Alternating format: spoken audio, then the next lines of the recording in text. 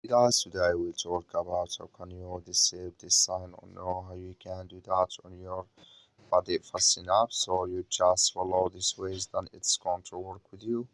So all you have to do, you just go down here, you click here on me down here, and you just click here on me.